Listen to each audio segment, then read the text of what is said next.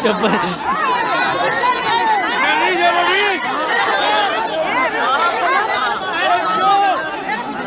आराम से उस तरफ निकाल, उस तरफ यार, उधर जाना है यार।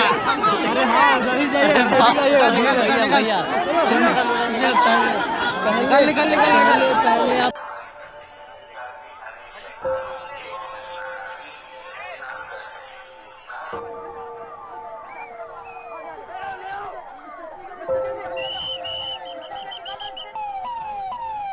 उसके बाद कुछ ऐसा हुआ कि सभी जो हैं अचानक से भागने लगे हैं।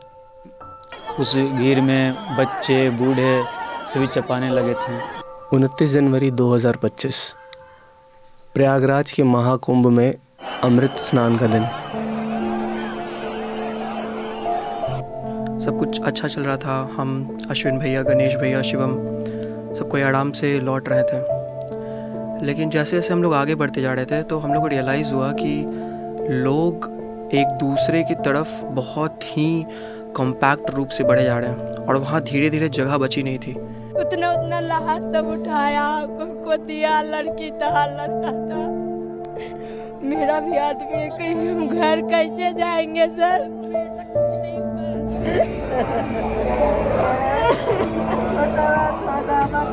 चाहे सोशल मीडिया हो या न्यूज़ आर्टिकल, हर जगह बस एक ही बात घूम रही थी कि ये कुंभ 144 साल बाद आएगा, ऐसा मौका दोबारा नहीं मिलेगा।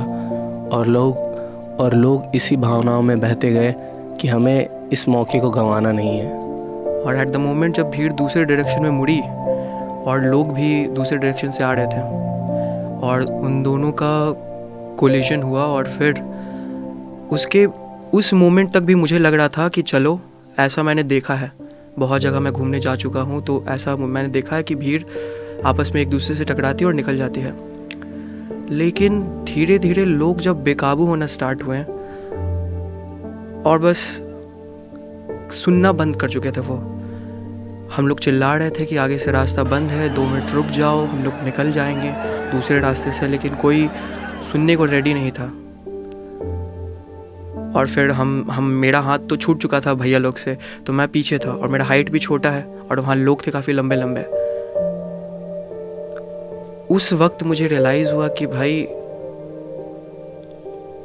कि अगर मैं झुका, अगर मैं हल्का सा भी बेंड हुआ तो शायद बचने की जो छोटी सी भी जो आशा बची हुई है मेरे अंदर, वो ख़त्म थी।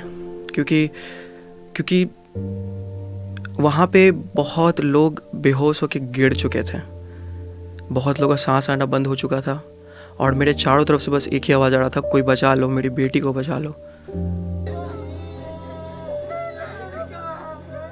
अभी हम लोग लिटरली मौत के मुंह से बाहर आ रहे हैं। इतनी ज़्यादा भीड़ हो गई थी, इतनी ज़्यादा भीड़, लोग एक दूसरे के ऊपर चढ़ रहे हैं। मुझे लगता है कि अप्रॉक्स 30-40 लोग कुछ ले गए होंगे। बहुत ज़्यादा, बहुत बेकार हाल है, बहुत ज़्यादा ही बेकार हाल। सोशल मीडिया इन्फ्लुएंसर से लेके न्यूज़ एंकर्स, न्यूज़ चैनल, सब ने इसको ऐसा दिखाया कि अगर आप ये चीज़ नहीं कर रहे हैं तो आप अपनी ज़िंदगी बर्बाद कर रहे हैं, वेस्ट कर रहे हैं। इसे आप एक जोड़ी की तरह देखिए, और इस जोड़ी में कौन है? महाकुंभ और राम मंदिर।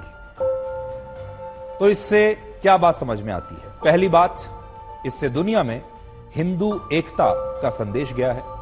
पूरी दुनिया ने हिंदू एकता को देखा है। सनातन धर्म कैसे एक हो सकता है, यह पूरी दुनिया ने देखा है। चारों तरफ बस भीड़ थी, लोग चिल्ला रहे हैं, मदद मांग रहे हैं, लेकिन सुनने वाला कोई नहीं, ना कोई पुलिस, ना कोई कर्मचारी, कुछ भी नहीं। कोई भी नहीं उठाया मेरे पति को, कोई नहीं उठाया मेरे पति को।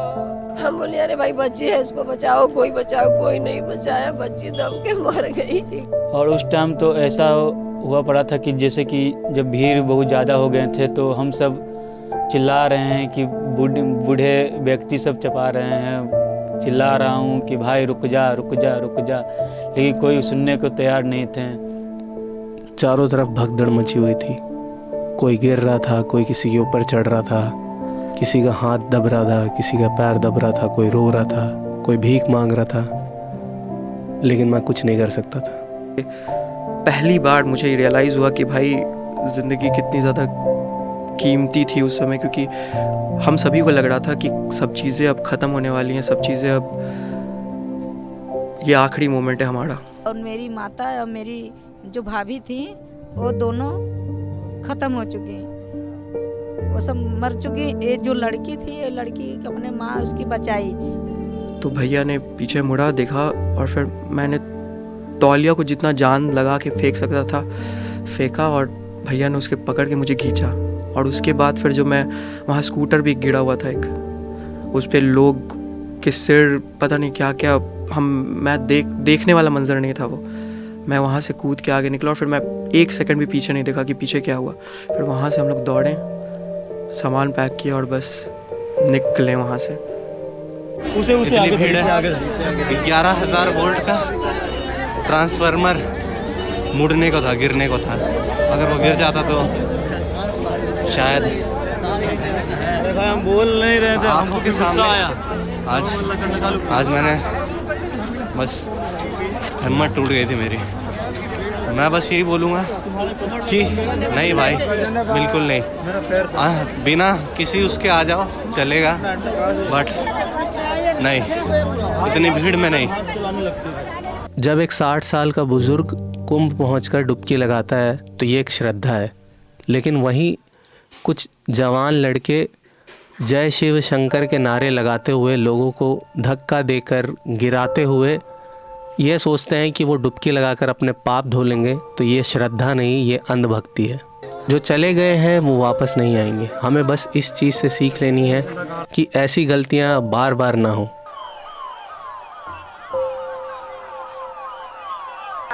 Give me one.